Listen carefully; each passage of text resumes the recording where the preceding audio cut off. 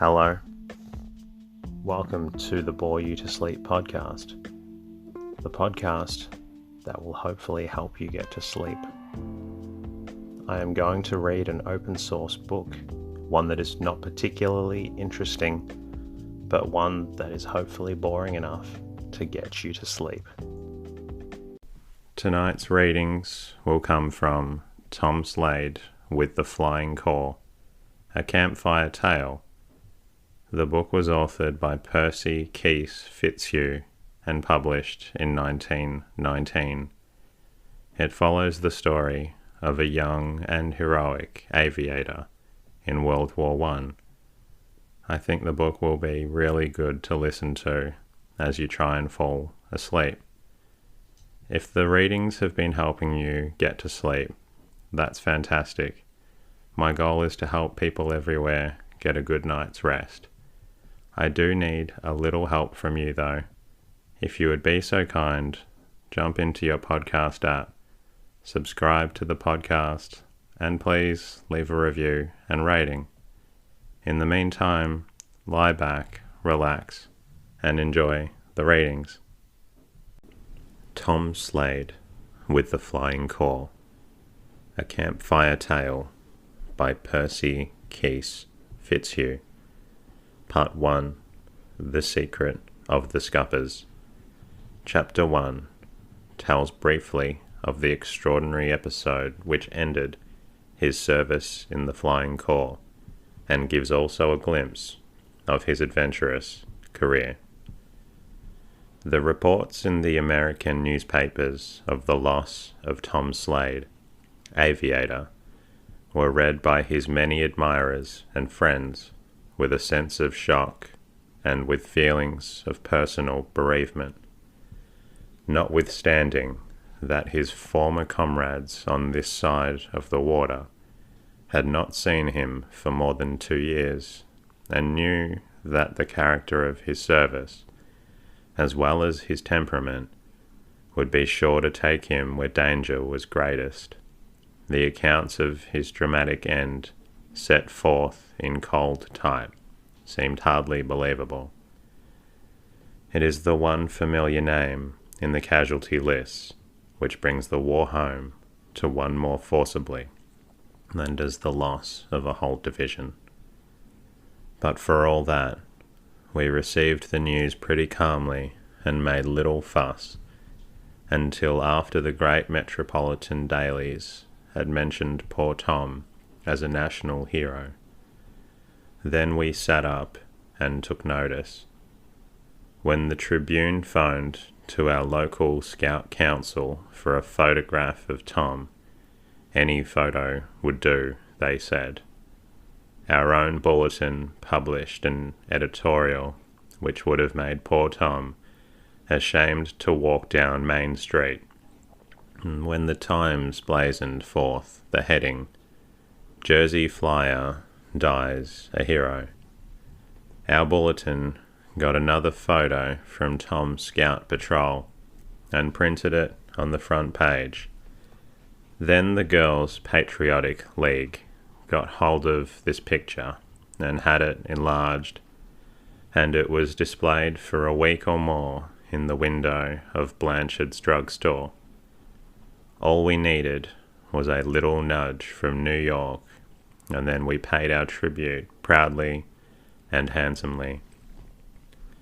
But there was one quarter where pride was lost in a sense of personal sorrow and bereavement, and that was in the local scout troop, of which Tom had been a member and a moving spirit. I remember very well meeting Roy Blakely as I stepped off the train that afternoon, and knowing him for the light-hearted youngster that he was, his condition seemed pitiable. "Have you got a New York paper?" he asked me. "Is it true?" He had evidently been waiting for the evening papers which came down on the train that I usually take. And as he stood there, trim and spruce in his scout regalia, his hat on the back of his head as usual, and craning his neck for a glimpse of the paper even before I unfolded it. His evident grief went to my heart. "Yes, it's true, I'm afraid," I said. "You remember about Quinton Roosevelt," he almost pleaded. "They thought for a while he was saved, taken prisoner." "Yes, that hope was justified, Roy," I told him, because all that was known for a few days was that he had been in combat with a Hun plane and had not returned. This is different. You've got to face the fact and not flinch, just the same as Tom faced the enemy, without flinching. I opened the paper, and we stood there together in a little recess on the Bridgeboro station, and while I read the article aloud, Roy's eyes were riveted upon it, as if he almost doubted the truth in my words. In the Temple camp office in the big bank building across the street hung a service flag with a single star upon it. It was there that Tom Slade had been employed. I noticed how Roy's eyes wandered over to it every few seconds, as if that, since it still hung there, somehow proved the falsity of the published reports. Jersey Boy's dramatic end. Thomas Slade of the Flying Corps plunged 3,000 feet to death, while pursuing botched plane, heroic triumph precedes his tragic end. Wreaks vengeance in the clouds before he falls. Vow to kill Hun who bombed American hospital. Kept in thrilling victory in the skies. The War Department confirmed today the Associated Press report of the loss of Thomas Slade, aviator, in the fighting west of Reims, while in pursuit of an enemy plane. Slade, who was known among his comrades as Thatchy, was exceptionally popular, and his tragic fate had cast a feeling of gloom throughout the section where he had been lately stationed.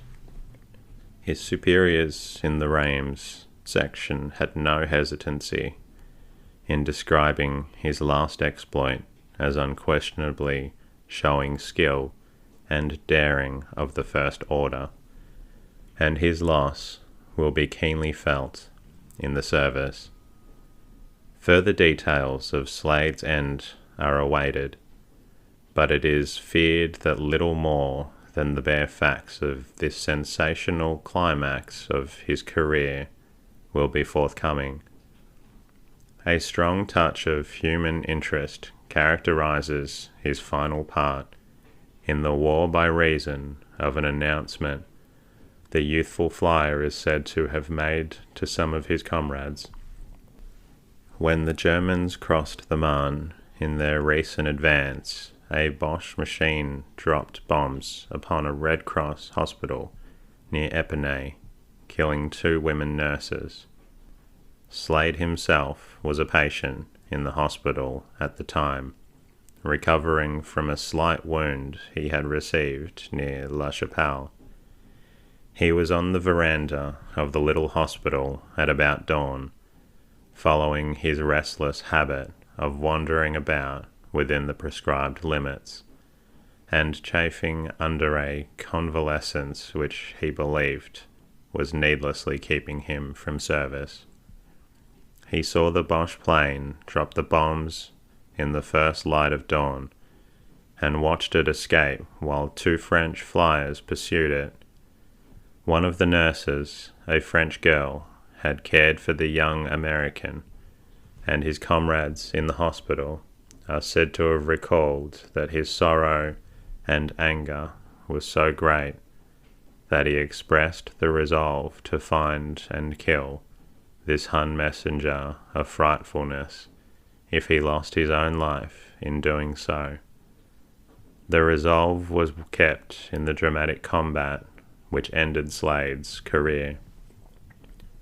By what means he identified the enemy machine is not known, but he is known to have pursued it until both machines disappeared in the clouds over the enemy lines. The character of the tragic conflict, which took place in the concealment of that dizzy height, can only be conjectured, but the enemy plane was seen to fall, and the strong wind which had blown up in the west brought it into the little village of Latoy, just within the Allied lines. The machine was a total wreck, and though its pilot was quite dead and frightfully mangled from the tremendous fall, it was evident from a wound on his forehead that he had paid the penalty of his cowardly and despicable act before he fell. Less than 5 minutes after his fall, Slade's machine was seen to descend, first coasting, then fluttering, as if without control, and when still more than 1,000 feet in the air, it plunged headlong to the ground. Its occupant was seen falling separately, and both are known to have struck upon the rocky hillside where the Germans made such stubborn resistance in the fighting of last Tuesday. It is a matter of deep regret that the body of the gallant young American, crushed and mangled as it must have been, did not fall within the American lines. He might have, Roy began in a kind of daze. No, my boy, I told him, we may as well face the fact. No man in history of this world ever fell 1,000 feet without having his life crushed out. Even if he landed on a haystack instead of jumbled rocks, it would have killed him. Look here, I felt as if I were guilty myself of some form of brutal frightfulness as I pointed to the little supplementary notice upon the substance of which I supposed that the government had based its official confirmation of Tom's death. An official report to Washington states that a German aviator flying over the American lines dropped the cap which Slade had worn into an American camp. It contained the metal identification disc which the young flyer had worn on a cord around his neck, and a small badge linked with it which is thought to signify some honour greatly prized in the ranks of the Boy Scouts of America. With these trinkets was a note in German saying that young Slade had been buried in the village of Peavy, and that a cross with his name it had been placed over his grave. I think neither of us spoke for fully a minute. I am sure that Roy could not have trusted himself to speak. So you see, I finally said, that even the Huns recognized his gallantry and his heroism. They had to, said Roy, with a kind of pitiful defiance. We strolled up the hill, neither of us speaking. You know what badge it was, don't you? He asked. His earnest question and the evident struggle he was having with himself gave me a momentary pang of regret, almost of shame, that I had never taken a very lively interest in the Scouts, and especially in this one who had died a hero. No, I'm afraid I don't, Roy, I confessed. It was the Scout's Gold Cross, he said. It means he risked his life to save a fellow when he was a Scout. It was a little sick fellow that he saved. His wearing it shows you how he always remembered the Scouts, doesn't it? I observed weakly, for I hardly knew what to say. None of the people here really knew him, he said, ignoring this remark. He was probably a more retiring nature than you, Roy. I said, but the pleasantry was lost upon him. We strolled on up the hill in silence, and stood for a moment chatting in front of his home, which is one of our show places here in Bridgeborough. Mr. Ellsworth found him down in Barrel Alley, Roy said. He was a hoodlum, but after he got to be a scout, he went ahead of us all. Even Mr. Temple had to admit it. And you know how kind of grouchy, as you might say, Mr. Temple is sometimes. I nodded, smiling.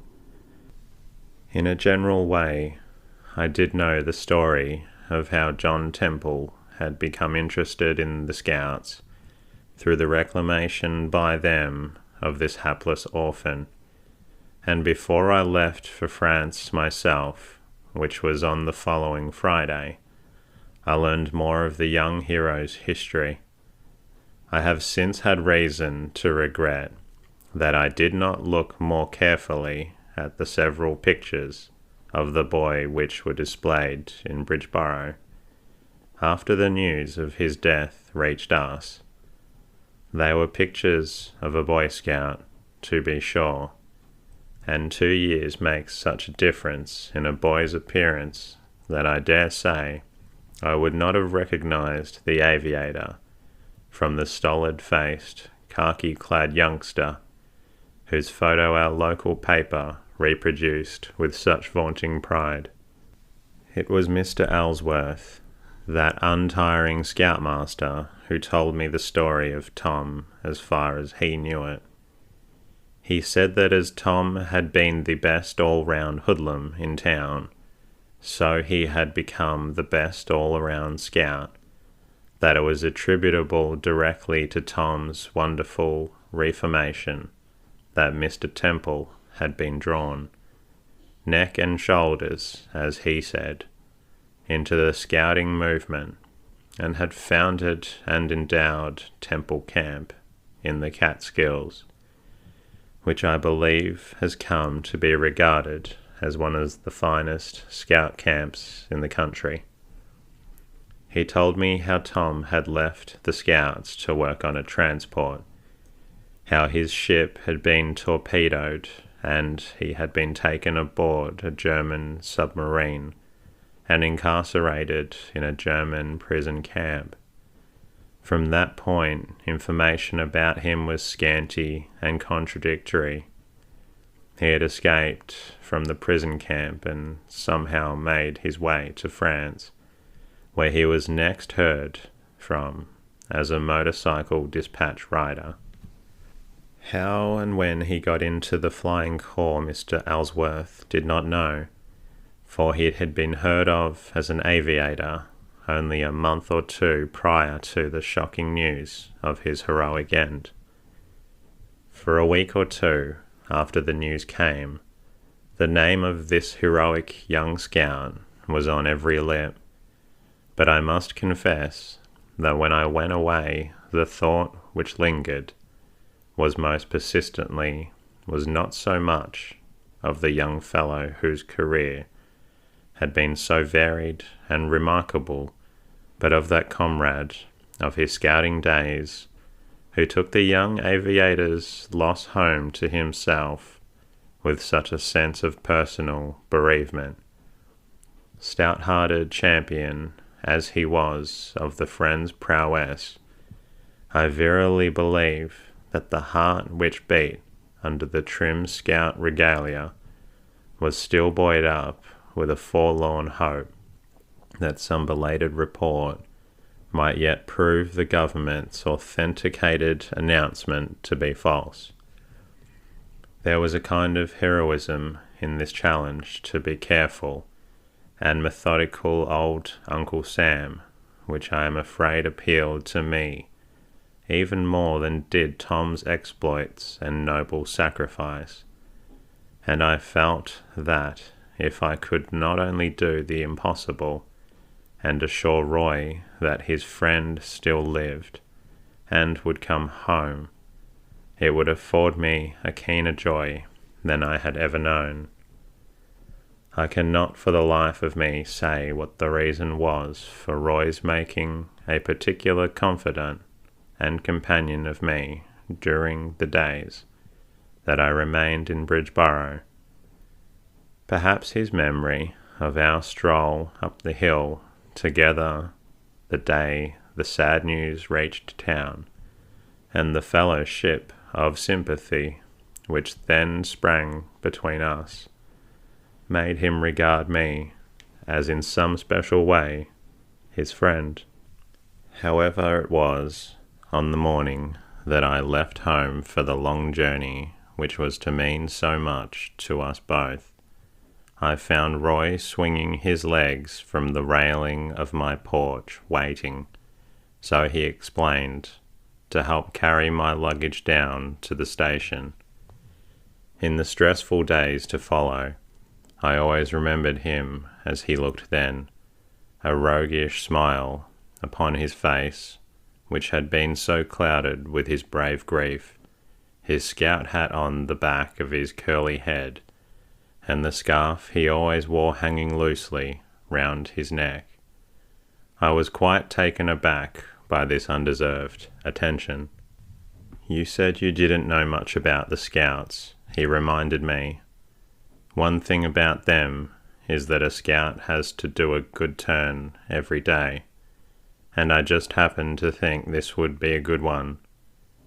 I hope I may be able to return it some day," I said, quite overwhelmed. "Then I'd only have to do another one." He answered briskly, "You only make matters worse." "I see." I laughed, letting him take one of my grips.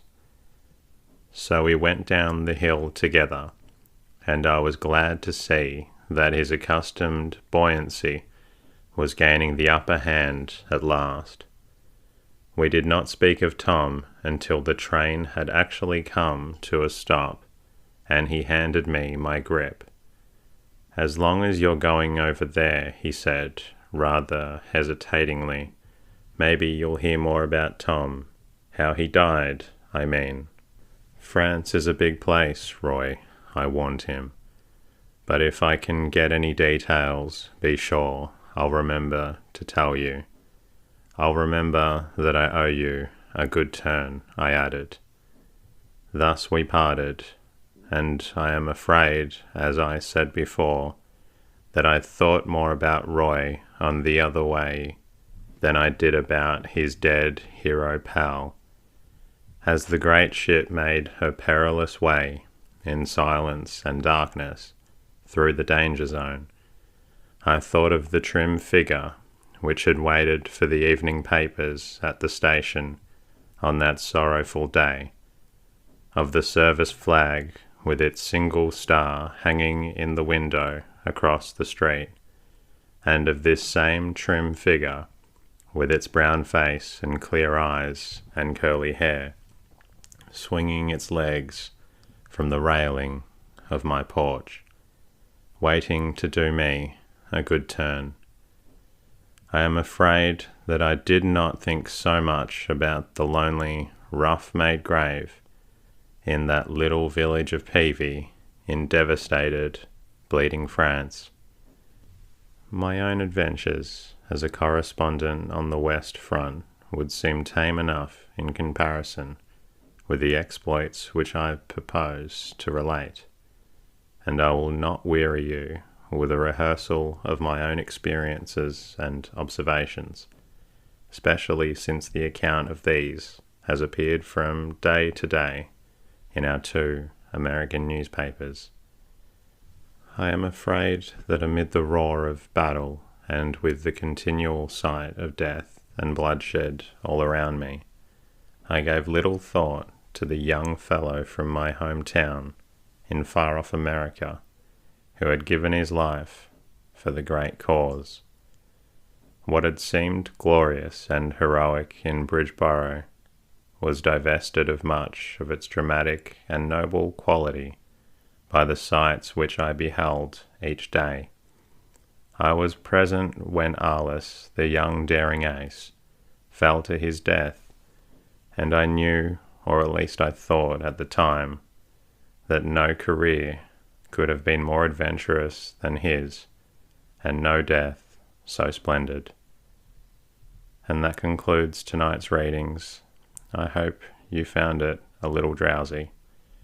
If you're still looking to listen to another episode, please feel free to do so.